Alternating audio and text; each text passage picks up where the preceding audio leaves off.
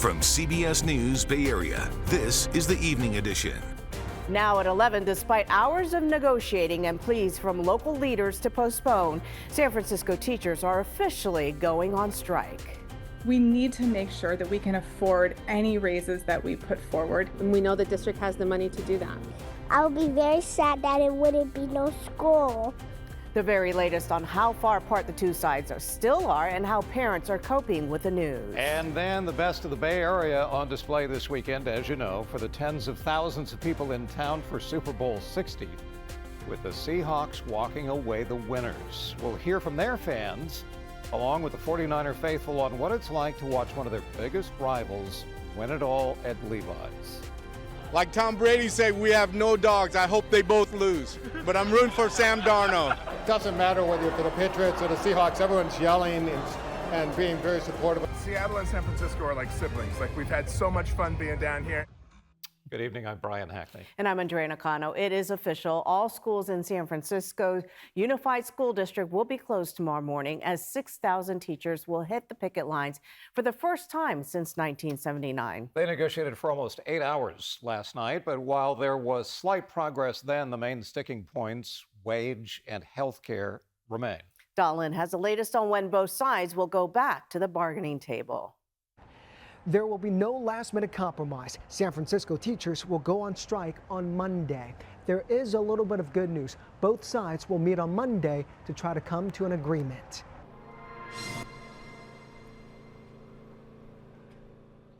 Monday will be the first time San Francisco public school teachers and staff walk the picket lines in nearly 50 years. The last strike in 1979. That means roughly 50,000 students, like second grader Gilda and third grader Angel, will stay home. I really love school, so I would be very sad that it wouldn't be no school. With the strike now, I'm going to be strapped with all four of them for 24 hours a day, and that's a lot of work for me, Lloyd Guillory is 83 years old. His young wife passed away about 2 years ago, so he's caring for 4 kids on his own, from kindergarten to 5th grade. He's worried about their education and about putting food on the table. There's 2 more extra meals I have to prepare every day. Yeah. Financially, what is that going to mean for you? It's gonna be hard because I'm on a basic income.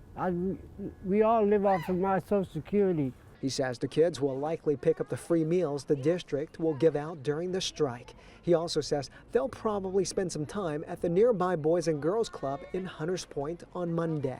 I just hope that they can settle as quickly as possible. Because it's important that these kids are in school getting their education. While both the school district and the teachers union reached an agreement on the sanctuary policy, they could not agree on the major sticking points: wage increases and health care benefits. We'll be on strike on Monday without an agreement. The union president says the district updated its offer this weekend, but it was not enough to stop the strike. What they've proposed has concessions and takebacks, which means that our students in our schools would receive cuts if we were to agree to what the district said. We have said it again and again, we will not sell out our students or our members to get a wage increase, and we know the district has the money to do that. We need to make sure that we can afford any raises that we put forward, and that any raises we put forward would be approved by the state. We are still currently under state oversight, which means that they do have the authority to approve or deny the raises that we put forward. And so we need to make sure that we are able to pay for the raises that we put forward. I do not want a prolonged strike. I do not want a strike at all. We need to build on the positive momentum from last night's negotiation so that we can get an agreement. While both sides continue to debate the numbers, Loy is worried about low-income families and how they'll survive a prolonged strike. It's going to be real stressful for families like mine. Yeah. With the kids out of school for a long period of time. Yeah. The lack of education that they miss out on, and the extra burden is put on the families. Both sides will meet at noon on Monday. The district says they are very close. The hope is they can keep this a one-day strike. And you could stay up to date with any new developments in the negotiations and school closures on our website at kpix.com and the free CBS News app. All right, it's time now to take a live look outside. We saw a little scattered rain earlier this evening, but that's just setting the stage for what's coming eventually. Meteorologist Aaron Peck's got the details. Aaron. Yeah, I'll give you a good visual on how it's going to be different. This is the rain from tonight. You can see the last 3 hours of rain moving across Northern California. There's not a lot left on it, but when we put the Futurecast imagery on here, that's what the rain for tonight did. Keep your eye out there, because that's where Tuesday's rain is coming from. And that looks different now. This has much more coverage on it. Everybody will get in on the act on Tuesday. Take a look up at the forecast imagery up there in our monitor. We'll give you an idea on what it's going to look like by Tuesday afternoon. It's going to be more impressive rain than what you had today, because you really didn't get much. That places us ahead to 1 o'clock in the afternoon on Tuesday. That's where we're going to pick this story up in the complete forecast, because that's just the beginning. It's going to be about 36 hours from Tuesday afternoon through much of Wednesday, with a chance of rain on it, totals, and then we'll look at the next storm, because there's another one after that. I'll see you in a bit, guys. And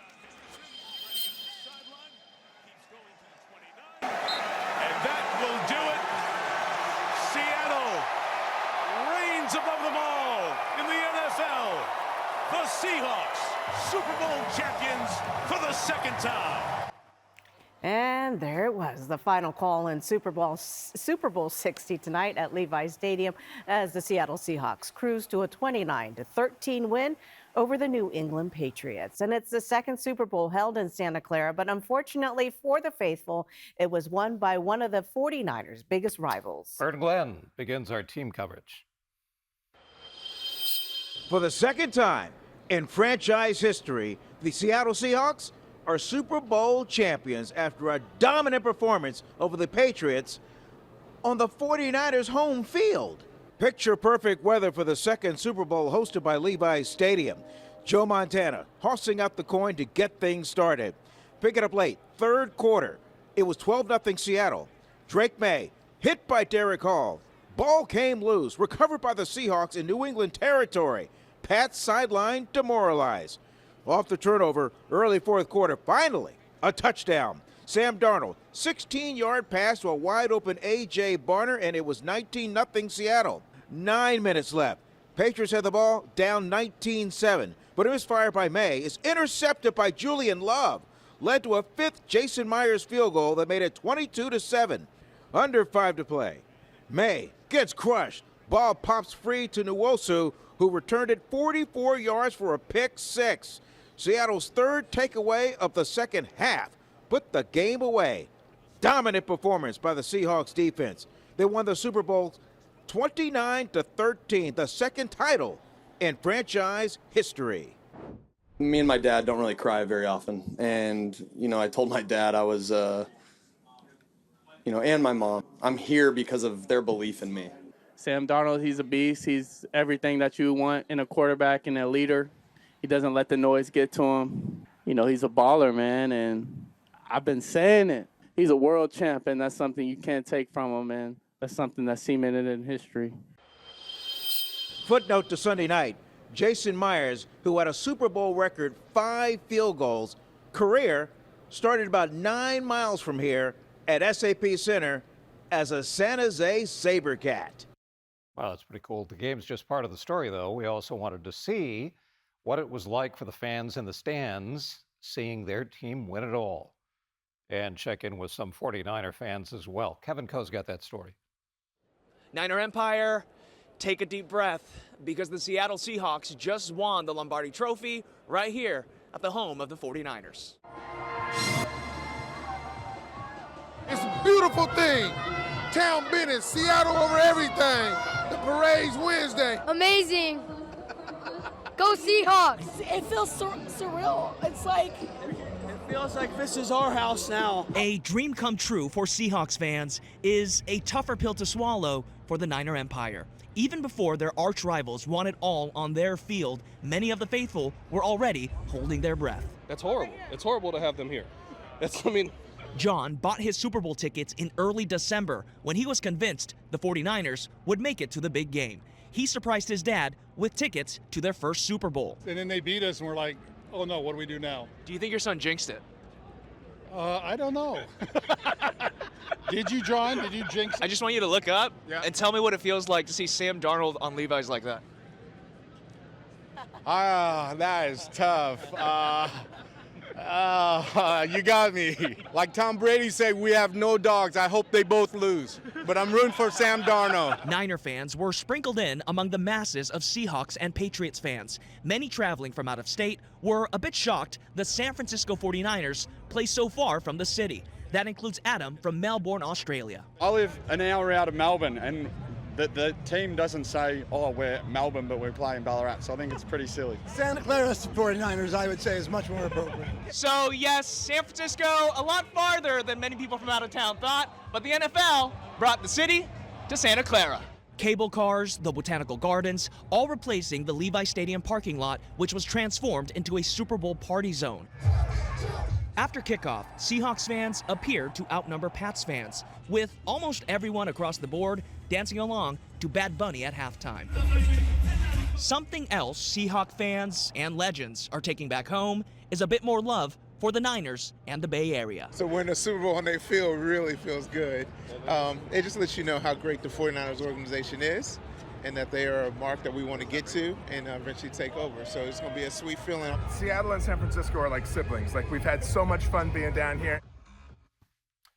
Well, the game drew celebrities and VIPs to the Bay Area, no surprise. And since they could afford the $5,000 ticket prices, at least, to the game, they naturally flew in on their private jets. There were dozens parked at San Jose International. And according to flight tracking websites, hundreds more had arrived throughout the week. And on one of them, I think, was this lady. Yeah, no, that's for sure not me. Not everyone could afford the prices to see the game in person. There were dozens of watch parties and other events happening across the Bay Area tonight. In Oakland, Amanda Harry caught up with fans at the newly renovated Henry J. Kaiser Center for the Arts.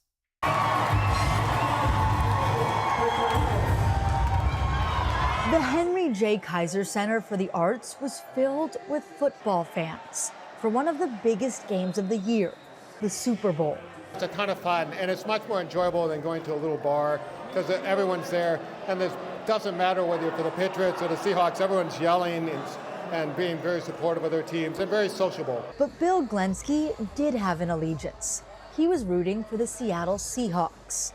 He moved to the Bay Area from Yakima, Washington 3 years ago, and he has a special connection with the team. Cooper Kupp went to school with our kids, and we grew up with his family. They're a wonderful family. All the kids in the Kupp family are very nice. While the majority of the crowd was also in favor of the Seahawks. Seahawks! Seattle this year. Bridget Timms says she couldn't root for the team that eliminated the San Francisco 49ers. A diehard 49er fan, and the Seahawks beat the brakes off of the 49ers, so I'm rooting for the Patriots. Oakland native Ricky Garner said he didn't care who won. He just wanted to spend time with his community and see the newly renovated Henry J. Kaiser Center. The center's grand reopening just happened at the end of January. I love it. I used to come here a long time ago, back when they used to have the Warriors that played here when they first started. And then they moved over to the Coliseum. And then after that, they had a lot of concerts here back in the day. While the game was slow going at first, the halftime show, headlined by Bad Bunny, had the majority of the crowd on their feet. In the end, Yakima native Cooper Kupp and the Seattle Seahawks were victorious, and Glensky only had one word to describe his feelings. Ecstatic.